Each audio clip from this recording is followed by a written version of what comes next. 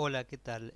Bienvenidos a la clase 14 en donde vamos a estudiar la unidad 9 de nuestro programa que se refiere a las articulaciones. Y vamos a ir viendo cómo están clasificadas y cómo están formadas las articulaciones. Es importante destacar que, bueno, que cuando nosotros hablamos de articulaciones estamos hablando, ¿sí?, de ese movimiento que hay, del movimiento y de la unión que hay entre distintos huesos, ¿no? Porque o sea, una de las funciones principales de las articulaciones es permitir el movimiento y para movernos tenemos que mover los huesos, traccionar sobre esos huesos, es decir, los huesos son algo rígido, entonces un hueso no se puede doblar debido a su rigidez, pero para que produzcamos el movimiento tenemos que mover un hueso sobre otro. El estudio, la ciencia que estudia lo que es las articulaciones, es la artrología, es esa rama de la anatomía que se encarga de estudiar estas articulaciones, mientras que los estudios del movimiento que se pueden producir con las articulaciones se llama la kinesiología. Entonces, por definición, lo que es una articulación es un punto de contacto que puede ser entre hueso y hueso, que es lo que más generalmente pensamos, pero en realidad muchas de las articulaciones no se producen por contacto directo entre huesos, sino entre un hueso y un cartílago, o un cartílago y un hueso, o dos cartílagos incluso que unen huesos. Y entonces también podemos tener entre un hueso y un diente, o sea, no es solamente el punto de contacto entre dos huesos, ya vamos a ver de hecho que no ocurre de esta manera habitualmente, por eso se dice entre un hueso y un cartílago, o entre un hueso y un diente. La función principal, acá estamos viendo por ejemplo puntos de contacto, aunque no contactan directamente dos huesos. Acá tenemos la articulación del hombro, del codo, de la cadera, del pie, de la rodilla, pero también tenemos articulaciones de los huesos del cráneo, articulaciones de los huesos de la columna vertebral, y de huesos entre sí, de las costillas con el esternón, etcétera.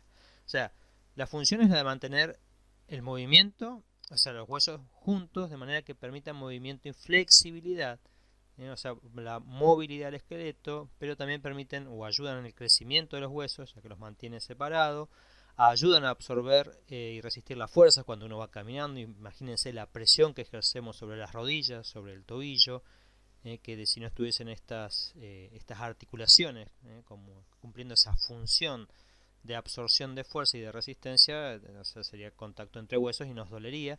También nos sirven de protección, protegen los huesos y la articulación y nos dan flexibilidad, nos permiten estirarnos, movernos en distintas zonas, o sea, hasta cierto punto podemos llegar a estirarnos nuestro cuerpo. Hola, bueno, estoy teniendo problemas con el micrófono, creo, unas grabaciones no me han servido, así que bueno, seguimos con clasificación. Espero que si se escucha mal es el micrófono que está funcionando mal.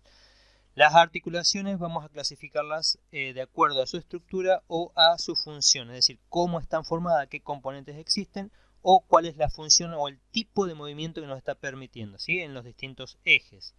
La clasificación, la primera, la estructural, se basa en dos criterios principalmente. Dijimos que las articulaciones son los puntos de contacto, pero entre esos puntos de contacto puede existir, o sea, no es que se tocan directamente, sino que pueden existir un espacio entre sí, una cavidad que se la llama la cavidad sinovial. Entonces, si existe o no existe la cavidad sinovial, es un punto de clasificación o de diferencia en la clasificación estructural. Y el otro punto que diferencia la clasificación estructural es qué tipo de tejido conectivo está presente en ambos huesos en el momento de la unión. Entonces, basado en los dos tipos de clasificación, tenemos la estructural y la funcional. Vemos que la estructural tiene tres tipos distintos: sinovial, fibrosa y cartilaginosa, y la funcional o la función sin artrosis, anfiartrosis y diartrosis, dependiendo qué tipo de movimiento permite hacer. En la estructural, la primera tenemos la sinovial, en la cual lo que sí tenemos presente, o lo que está en esta estructura, es la cavidad sinovial. En el resto, en la fibrosa, vemos que los huesos están unidos por tejido conectivo denso y regular, por una membrana de tejido conectivo denso y regular, que eso es un ejemplo, los huesos del antebrazo o de la pierna. Y en la cartilaginosa, el material que está uniendo ambos huesos, como en la sínfisis del pubis, es cartílago, o como los que unen las distintas vértebras. Entonces, acá tenemos cartílago de tipo hialino, En la fibrosa tenemos tejido conectivo y en la cartilaginosa en general tenemos tejido cartilaginoso fibroso.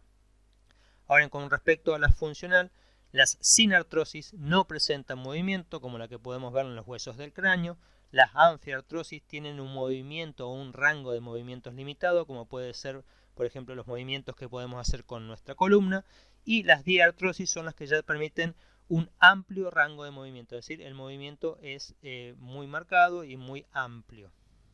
Vamos a pasar entonces ahora a analizar un poco más en detalle lo que es la articulación fibrosa, esa que en función de su clasificación estructural se los clasifica como fibrosa.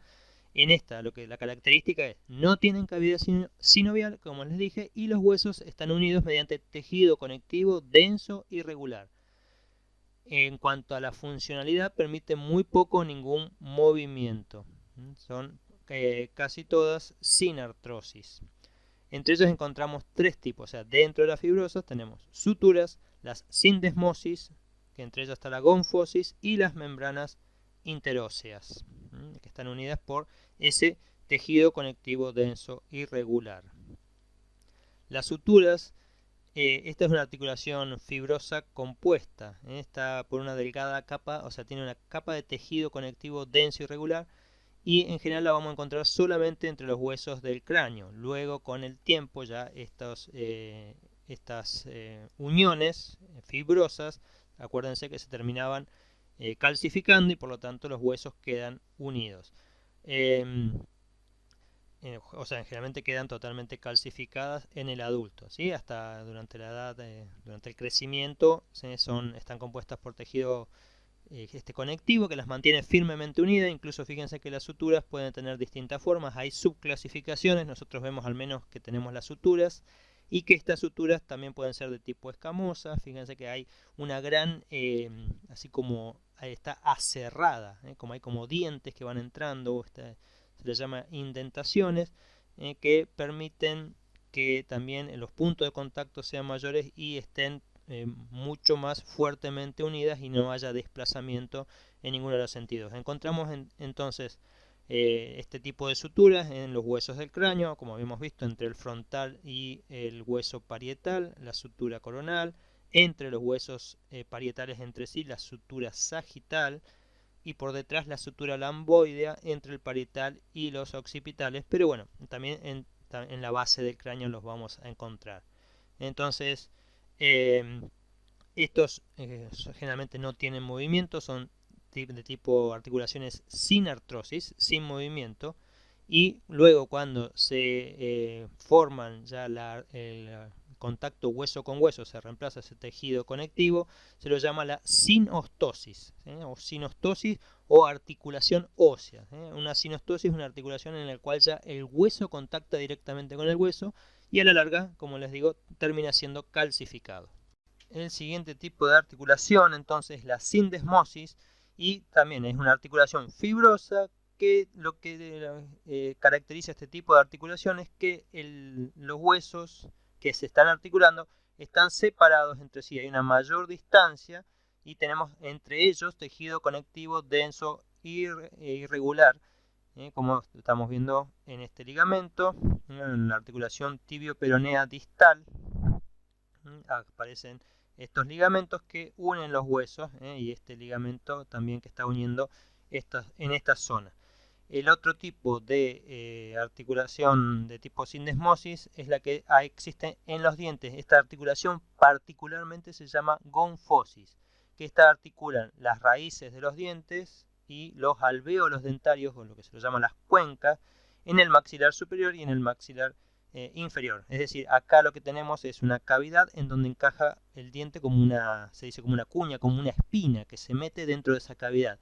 Y a su vez el diente está sostenido en esa cavidad por este ligamento que se le llama ligamento periodontal. Es decir, esto une el periósteo del diente con el tejido óseo, o sea, el periósteo de esta, ¿no?, de la cavidad alveolar con el diente a través de tejido conectivo denso y regular. Eso se lo llama este tipo de articulación gonfosis, en la cual, como les digo, una espina o algo como vendría a ser el diente, una saliencia, encaja dentro de un hueco y en el hueco está sostenido por ese tejido conectivo. La membrana interósea es, como les he dicho, tejido conectivo denso y regular y está encargada de entonces unir los huesos largos. Lo vemos en el brazo, la unión entre el cúbito y el radio. Tenemos radio, el cúbito, y en la pierna entre la tibia y el peroné. Este hueso con este hueso. Esta membrana interósea entonces los está manteniendo juntos de manera firme. Luego tenemos el segundo tipo de articulación en cuanto a su estructura, que son las cartilaginosas. ¿Sí? En la anterior, la estructura que había era tejido conectivo denso y regular. Acá lo que tenemos en las articulaciones entre los huesos, en las conexiones, es cartílago. No tienen cavidad sinovial y está presente generalmente o cartílago hialino o fibrocartílago. Vamos a encontrar dos tipos principales, las sincondrosis y las sínfisis. En las sincondrosis lo que vamos a encontrar es cartílago hialino y generalmente tienen un movimiento limitado. Funcionalmente se las clasifica como sinartrosis. Por ejemplo, el ejemplo más clásico es el de las placas epifisarias o las placas de crecimiento en los huesos largos, como ocurre acá en el fémur, entre las epífisis y las diáfisis, en los puntos donde persiste el cartílago hialino hasta que mientras la persona está creciendo, hasta que se cierra y ya se solidifica o es reemplazado por tejido óseo. Ese cartílago. Entonces, pero mientras está en crecimiento existe esta articulación de sincondrosis, por ejemplo, entre la cabeza del fémur y el resto de la diáfisis. Este tipo de unión también vamos a encontrar en las articulaciones esternoclaviculares entre el esternón y las costillas, no clavicular, perdón, entre el esternocostal y las costillas. El segundo tipo de articulaciones cartilaginosas que encontramos son las sínfisis. Habíamos escuchado hablar de la sínfisis del pubis. En esta tenemos cartílago hialino que recubre la superficie articular del hueso y en el medio tenemos entonces un disco de fibrocartílago. Y esto permite un movimiento limitado, es una anfiartrosis, en la cual podemos entonces, hay cierto tipo de movimiento, aunque es bastante limitado. Vimos que, por ejemplo, en el embarazo la sínfisis del pubis se relaja un poco y se puede ampliar en las mujeres embarazadas, ¿no? Pero también, bueno, vamos a encontrar en los tipos de sínfisis, se dice generalmente en la línea media del cuerpo, en donde si bien acá nos está mostrando, el ejemplo es para sincondrosis, no es esto lo que estamos viendo, sino dice entre el manubrio y el cuerpo del esternón en esta zona hasta que se calcifica totalmente o se osifica totalmente, existe una sínfisis y también entre las vértebras. Los discos intervertebrales constituyen un tipo de articulación que se le llama la sínfisis, porque tenemos ese fibrocartílago que está presente entre las vértebras. Luego tenemos las articulaciones sinoviales, que son las articulaciones en las cuales quizás somos más conscientes, las tenemos más presentes porque son las más visibles en nuestro cuerpo y las que nos permiten indudablemente desplazarnos, movernos. Funcionalmente se las clasifica como diartrosis porque permiten el movimiento de distintas partes del cuerpo, no solo movernos, sino mover partes de nuestro cuerpo. Y su principal distinción es que tienen una cavidad sinovial, ese espacio que hay. Fíjense que acá tenemos un hueso y el otro. Este es un corte, un plano frontal del dedo de nuestra mano y se puede observar que los huesos no es que se contactan entre sí, sino que tenemos este espacio que está acá ejemplificado en amarillo, que se lo llama la cavidad sinovial, es decir, que no se contactan directamente. Las características que o generales que tienen casi todas las articulaciones sinoviales es que por un lado presentan lo que es el cartílago articular, esta parte que recubre la superficie articular de ambos huesos que se están articulando, que se están juntando. Así que tenemos, como decía, cartílago hialino en esta zona y en esta zona, llamado cartílago articular.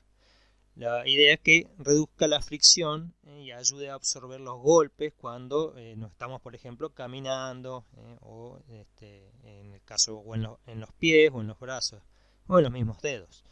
Por otro lado, la segunda característica es que presentan lo que se llama la cápsula articular, que es, o sea, los huesos están juntos, acá se acercan, pero lo que los mantiene firmemente unidos es la cápsula articular, que está formada por tejido denso y irregular y envuelve a toda la articulación. Es decir, entre un hueso y el otro tenemos una cápsula articular que los rodea como si los cerrara y de esta manera quedan firmemente unidos o acercados en esta articulación los huesos. La característica de esta cápsula articular es que tiene dos capas, una capa que es formada por las fibras de tejido conectivo denso, muy fuerte, irregular, que permite el movimiento, si bien es denso y irregular, permite que se muevan, pero por otro lado ayuda a impedir la luxación, es decir, que se salgan de su lugar los huesos en la articulación. Los huesos tienen que estar en un lugar preciso en esa articulación. Esta cápsula le permite movimiento, pero no que se salgan.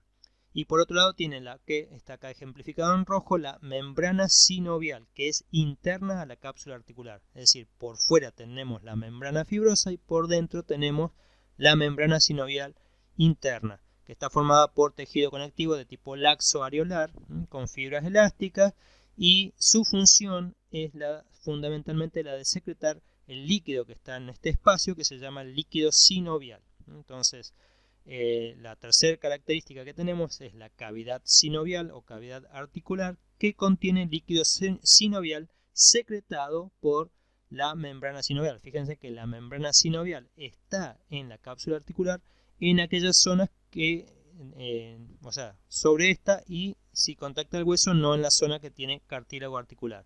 Y como habíamos visto también en la parte de hueso, fíjense que el periósteo llega hasta esta zona, pero no recubre la zona que tiene cartílago articular. El líquido sinovial está compuesto por ácido hialurónico y líquido intersticial. Acuérdense que el ácido hialurónico es componente del líquido extracelular, o sea, de la zona extracelular en el tejido conectivo, y el líquido intersticial es se dice un filtrado, un ultrafiltrado del plasma, es decir, contiene agua y electrolitos. Su función es entonces la de disminuir la fricción, que no, cuando estos huesos están moviéndose en esta articulación, que esta fricción no los dañe, y además la de nutrir los cartílagos articulares. ¿Por qué? Porque transporta oxígeno y nutrientes y retira dióxido y los desechos metabólicos. Entonces, acuérdense que siempre que los cartílagos, y sobre todo los de tipo hialino que están en las articulaciones, no tienen irrigación, no les llega nada de sangre que les aporte directamente los nutrientes. La nutrición de estos cartílagos es a través del líquido sinovial. Por eso cuando se dañan estos cartílagos, ya sea en la rodilla, en el hombro, en los codos, duele mucho porque se están tocando directamente los huesos, y por otro lado su reparación es muy lenta debido a este bajo aporte de nutrientes y de oxígeno. O sea, metabólicamente no tienen una actividad metabólica muy elevada, ya que no reciben gran aporte de nutrientes, pero sí cumplen con esa función, que es la de lubricar, proteger, amortiguar los golpes y impedir que se genere ese dolor que sufren las personas cuando tienen inflamación de estos cartílagos o pérdida del líquido sinovial. Otros componentes que vamos a encontrar dentro de las articulaciones sinoviales, ya habíamos visto, entonces principalmente siempre están presentes el cartílago, la cápsula y el líquido sinovial. También vamos a encontrar ligamentos accesorios. Recordemos que los ligamentos están formados por tejido conectivo denso, de manera regular, ordenado de manera regular, y que, decíamos, unen dos huesos. Es decir, se encargan de unir distintos huesos. Por ejemplo, tenemos acá, fíjense, un ligamento, el cruzado anterior, esto es en la rodilla, en el fémur, con la tibia en esa articulación, y están uniendo un hueso con el otro. Tenemos ligamentos intracapsulares y extracapsulares. Desde ya, los intracapsulares se encargan de unir los huesos por dentro de la cápsula articular, y los extracapsulares están por fuera. Acá tenemos el ligamento colateral del peroné, son ligamentos que obviamente se presentan por fuera de esta cápsula articular. Por otro lado, también dentro de la estructura de las articulaciones sinoviales encontramos los discos articulares. Son los que se los llama almohadillas de fibrocartílago, están formadas por fibrocartílago y habitualmente los llamamos meniscos. Son esos meniscos que encontramos en la rodilla, los más conocidos. Muchos habrán escuchado hablar por ahí de lesión del menisco, de que se le rompieron los meniscos. Bueno, ¿qué son estos discos? Son discos formados también por fibrocartílago, como los que estamos viendo acá, y que se los ve acá. Están presentes entre las dos superficies articulares. Acá en el caso de la rodilla tenemos el menisco lateral y el menisco medial, la parte más media y la parte más externa. Fíjense que tienen formas de semiluna, lo que vemos acá. ¿Y cuál es su función? Ayudan a adaptarse o a encajar bien los dos huesos, que los dos huesos rellenen esa superficie de contacto.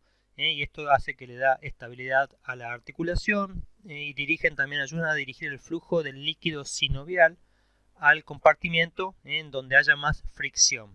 O sea que tiene varias funciones. En algunos casos dice que no es tan bien conocido cuál es su función, pero básicamente ayuda a esto, o sea, permite a mejorar el encaje entre los dos huesos, además de que proporciona amortiguación a los golpes y ayuda a que se adapten bien esas dos superficies. Esa es lo que nosotros conocemos, como les digo, habitualmente como meniscos, que cuando se rompen también se dificulta mucho la articulación, por ejemplo, de la rodilla, se torna muy dolorosa. Por otro lado, también vamos a encontrar el labrum, lo que se llama el labrum o rodete articular. Este está presente solamente en la articulación del hombro y de la cadera. En estas articulaciones este labrum genera o provee como una superficie extraarticular, es decir, está formada por tejido fibrocartilaginoso, o sea, un fibrocartílago, y que se une a manera de anillo por fuera de las cavidades, por ejemplo la cavidad glenoidea o la cavidad del hueso coxal, para aumentar su superficie de contacto con el hueso, con la cabeza del fémur o del húmero. Bien, entonces todas estas estructuras, o sea, sobre todo los ligamentos, ayudan a mantener firme en su lugar la articulación, le dan una mejor superficie de contacto y de ajuste entre ambos huesos, y además, como digo, aumenta la superficie en que contacta un hueso con el otro.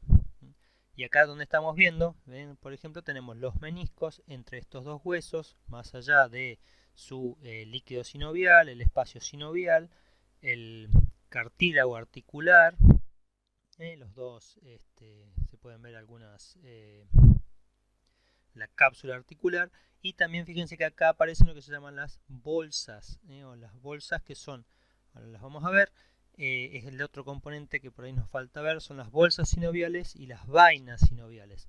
Entonces son, como tienen aspecto de bolsa, por eso se las llama bolsas sinoviales, formadas también por tienen esa forma de saco rellenas con líquido sinovial y sirven como amortiguadores o acolchados en las zonas del cuerpo en la cual hay mayor rozamiento, y pueden estar presentes, fíjense, entre un tendón y el hueso, o entre un músculo y el hueso, o también por debajo de la piel, en donde estas zonas donde rozaría mucho la piel, o donde el tendón también roza con el hueso. Fíjense que tenemos la bursa infrarrotuliana, la bursa prerrotuliana y la bursa suprarrotuliana. También hay de este tipo de bolsas, vainas sinoviales, alrededor de los tendones. Recordemos que los tendones son estas estructuras que unen el músculo con el hueso. Y su función principal es la de amortiguar el contacto o el rozamiento entre estas dos estructuras, lo cual produciría desgaste tanto del hueso como del tendón.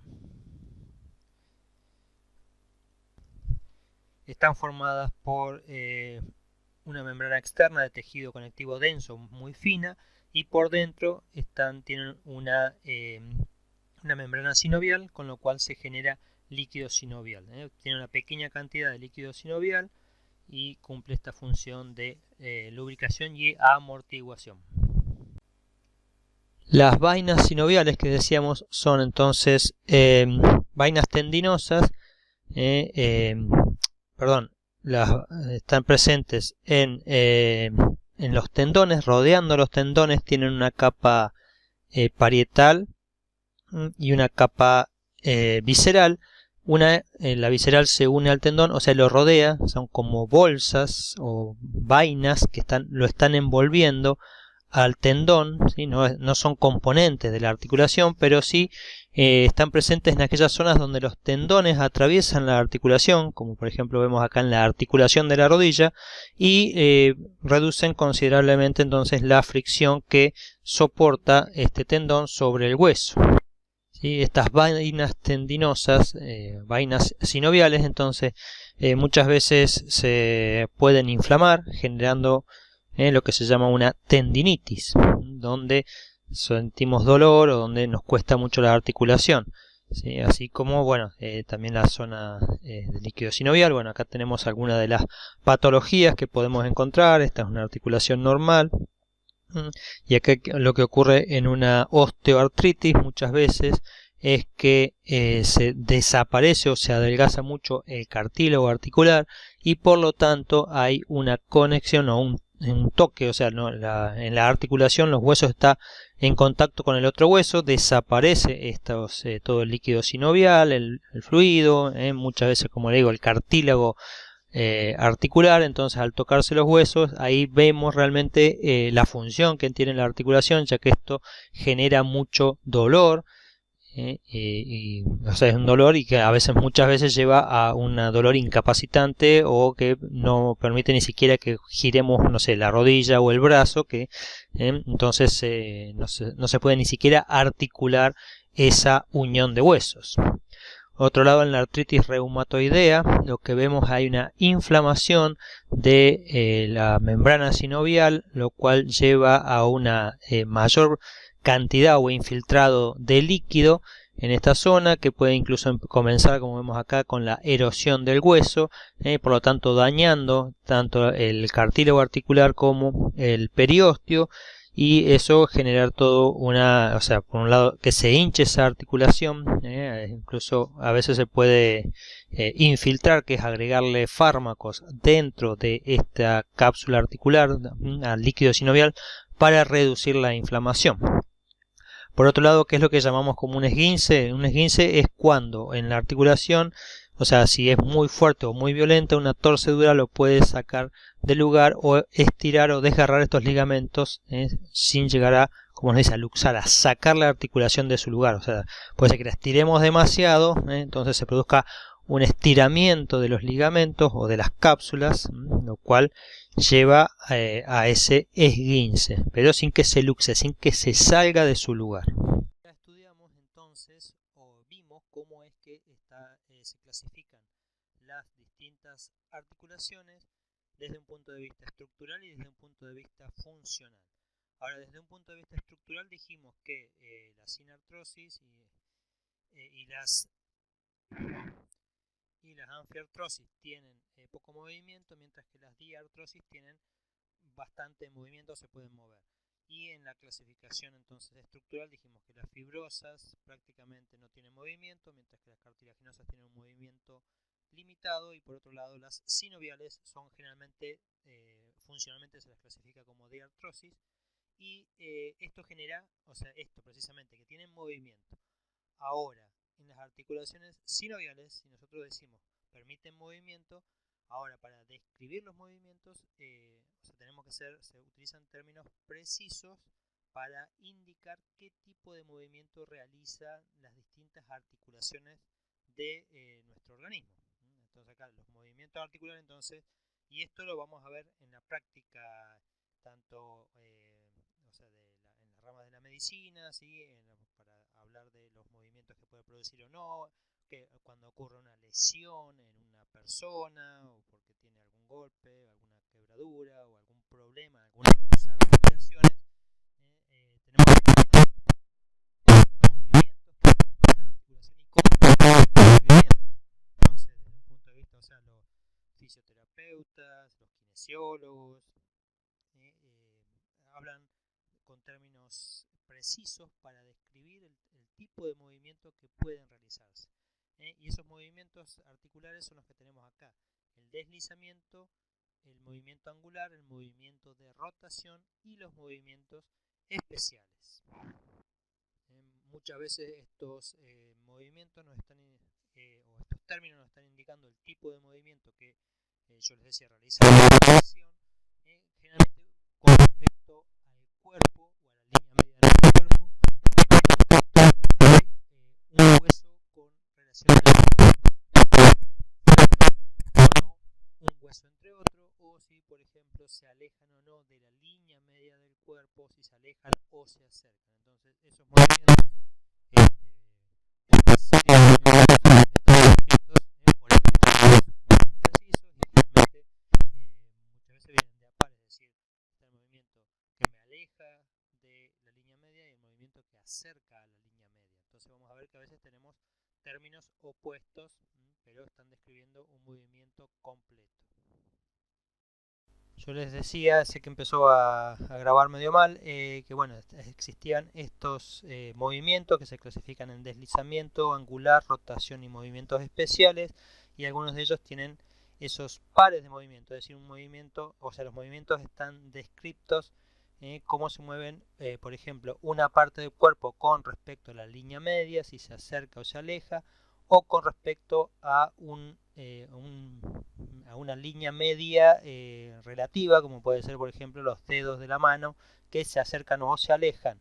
Entonces esos distintos movimientos, bueno, lo utilizan los anatomistas, los fisioterapeutas, los kinesiólogos, los traumatólogos, para entonces evaluar el tipo de movimiento que presenta una articulación, o ante un golpe, alguna lesión, o por ahí en las personas cuando se golpean o les ocurre un accidente en alguna zona que tiene articulación, o los deportistas, para evaluar cómo está, si puede realizar o no un determinado movimiento articular.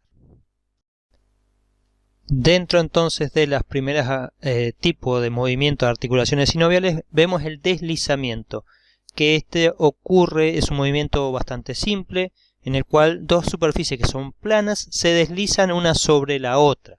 Y acá tenemos, por ejemplo, la muñeca, la que estamos mostrando, pero estos movimientos ocurren entre las articulaciones de los huesos de los carpianos, entre sí los intercarpianos. ¿Ven? ¿Se acuerdan que teníamos una primera fila formada por el escafoides, semilunar, piramidal y pisiforme en esta primera línea, y la segunda línea formada por el hueso grande, trapecio, trapezoide y el ganchoso?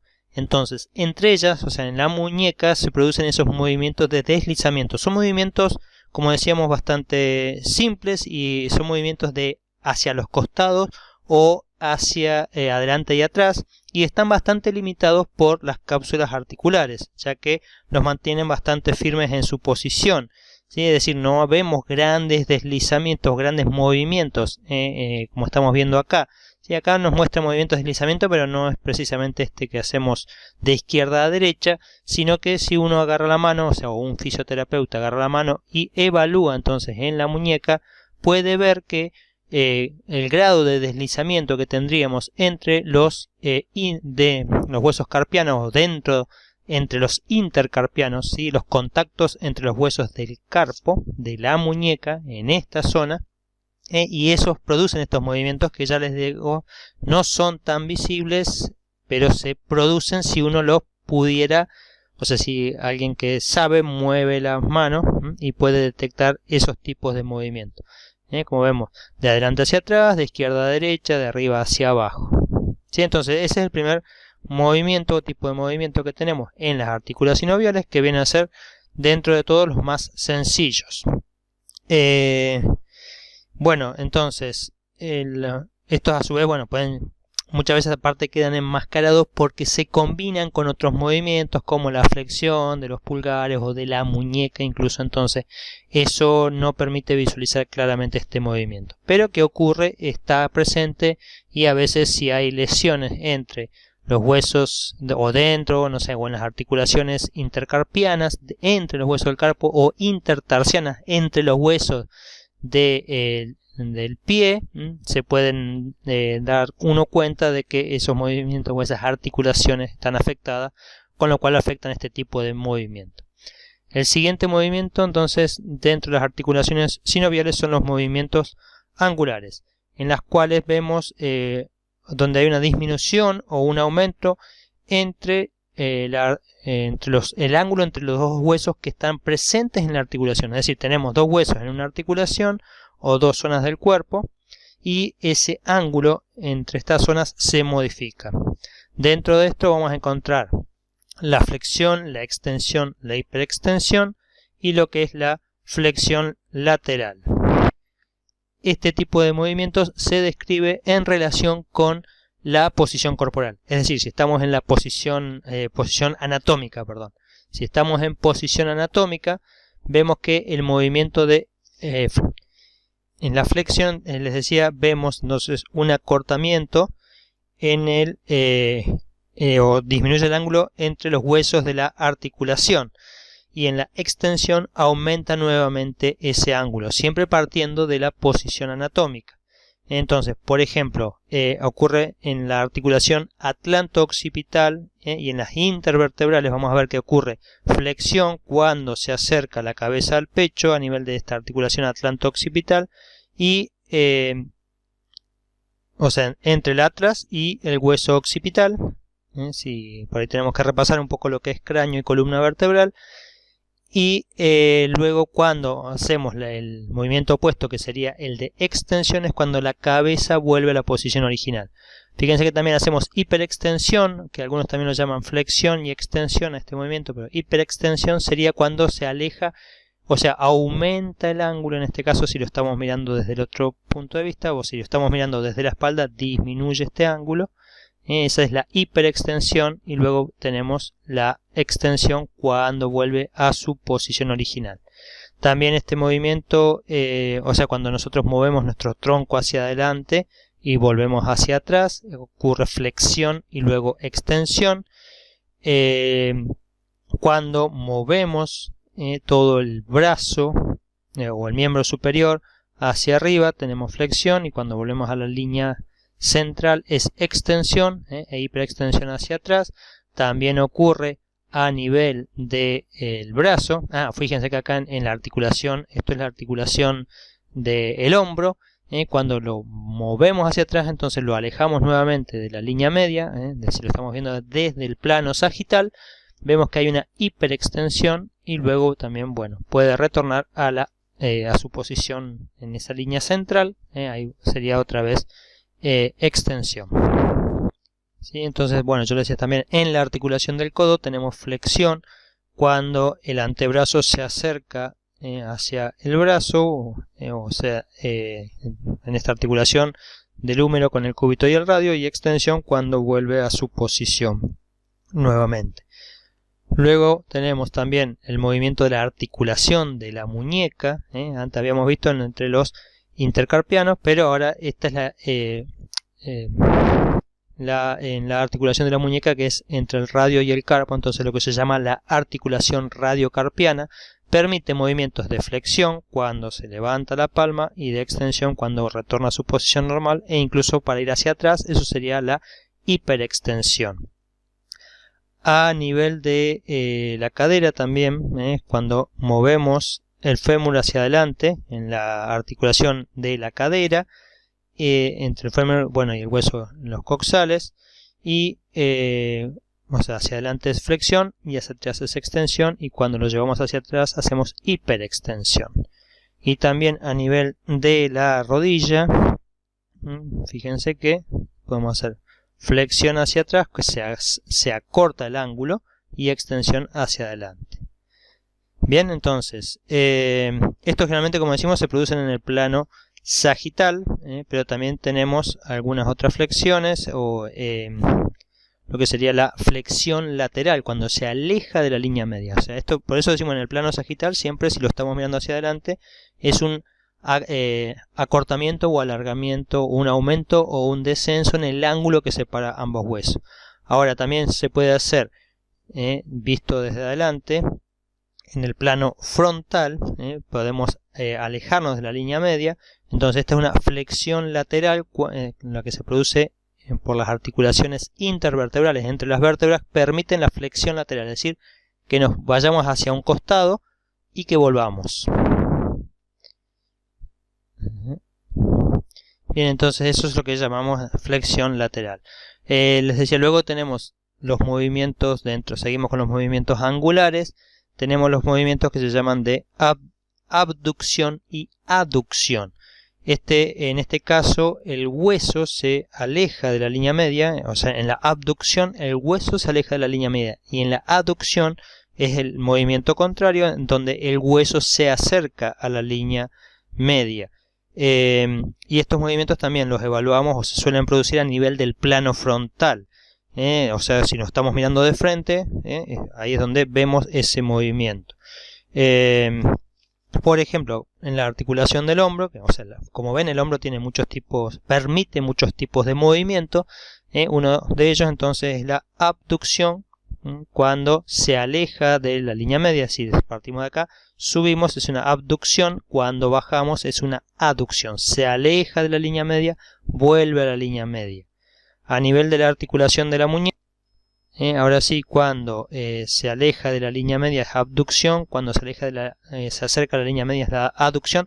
Esto en la articulación de la muñeca, cuando hacemos este movimiento. A nivel de la articulación de la cadera, que también permite un amplio rango de movimiento debido al tipo de articulación que es, también, que es similar o es igual a la del hombro, también permite el movimiento de abducción cuando se aleja de la línea media y aducción cuando se acerca a la línea media. También se llama, o sea, en este caso siempre usamos como punto de referencia la línea central del cuerpo, pero también podemos usar como referencia una parte anatómica, es decir, en este caso en la articulación de en la mano, esta articulación carpo-metacarpiana de los dedos, permite movimientos de abducción y aducción. Fíjense que con respecto a la línea del dedo central, los dedos se alejan de esa línea central, esto es abducción, y cuando se cierran los dedos, eso es un movimiento de abducción. Por último, lo que nos queda ver de los movimientos angulares es el de circunducción. Fíjense que este movimiento es el movimiento circular alrededor de ese extremo distal del cuerpo, es decir, nosotros podemos mover todo el brazo, como lo podemos estar viendo, de una manera, digamos, circular alrededor de todo el eje, es decir, nosotros podemos mover prácticamente en 360 grados nuestro brazo y también la cadera. Esto es en la cadera, o sea, esto ocurre fundamentalmente o exclusivamente en la articulación del hombro y en la articulación de la cadera con respecto al miembro superior y al miembro inferior. Y no es un movimiento aislado, sino que es la combinación de las flexión, extensión, abducción, aducción y de rotación de la articulación. Es decir, o sea, se hacen todos los movimientos, flexión, abducción, extensión, aducción y rotación. Entonces combinan, entonces todo ese movimiento combinado nos permite, o sea, nos permite hacer, o es ese movimiento de circunducción. Vemos que estos movimientos de circunducción son mucho más amplios y, o sea, sí, más amplios en la articulación del hombro que con respecto a la de la cadera, ya que en la cadera estos movimientos son un poquito más limitados debido a que tienen mayor cantidad de ligamentos y de músculos en la articulación, lo cual lo mantiene mucho más fijo a ese hueso, o sea, el fémur al hueso coxal. Otros lugares donde podemos observar circunducción, que es esa combinación de movimientos, o sea que igual ya no tan libre como ocurre en la del hombro y en la de la cadera, es la articulación, o sea, el movimiento de rotación o de circunducción, llamaríamos, de la muñeca, el pulgar, a nivel de la articulación de la muñeca. Si nosotros podemos hacer un movimiento circular del pulgar en esa articulación metacarpofalángica, o metacarpofalángica, perdón, y el movimiento, o sea, este movimiento que también es de rotación entre la falange y el metacarpiano. ¿Sí? Son más o menos esos 4 lugares donde vamos a encontrar, y decimos, y mucho más amplio ese movimiento, sobre todo a nivel de la articulación del hombro. Pasando ya a otro tipo de movimientos de las articulaciones sinoviales, entonces pasamos a la rotación. El concepto de rotación nos indica que en este caso un hueso gira alrededor de su propio eje longitudinal, es decir, del eje longitudinal, es decir, si estamos viéndolo parado, ¿sí? Gira sobre su propio eje, ¿sí? Entonces, por ejemplo, el primer movimiento de rotación que tenemos es el de la articulación atlanto-occipital. En este caso, no, acá esto está mal, para lo que estoy viendo no es atlanto-occipital, sino que es atlanto-axoidea. ¿Sí? ¿Te acuerdas entre la apófisis axoidea y el atlas, entre la primera y la segunda, que se inserta permitiendo la rotación, como si nosotros dijéramos, como cuando decimos no, vieron que movemos la cabeza de izquierda a derecha. Ese movimiento de decir no, cuando sacudimos la cabeza, entre el atlas y el axis, existe esa articulación que permite ese movimiento. Entonces, ese es un ejemplo de movimiento de rotación, la articulación atlanto-axoidea. Otro ejemplo consiste en este caso cuando nosotros estamos o parados o acostados y en la posición anatómica y elevamos el antebrazo y giramos hacia la línea media, o sea, muchas veces el concepto de rotación está referido con respecto a rotar y alejar una parte del cuerpo hacia la línea media o alejarla de la línea media. Entonces, si en este caso nosotros rotamos fíjense que si bien estamos en esta posición en la cual el antebrazo está mirando hacia adelante, cuando rota lo que rota es el húmero. Así que si llevamos este antebrazo hacia la zona media es rotación medial, y si lo llevamos fuera de la línea media, lo alejamos de la línea media, es rotación lateral. Lo mismo ocurre a nivel de la articulación de la cadera. Si nosotros acercamos el fémur, por ejemplo, hacia la línea media, es rotación lateral, y si lo alejamos es rotación medial. Acá está al revés. Y en este caso, bueno, que está rotando hacia adentro sería rotación medial hacia adentro y rotación lateral cuando hacemos el movimiento opuesto, ¿sí? En este caso nos estaría indicando eso.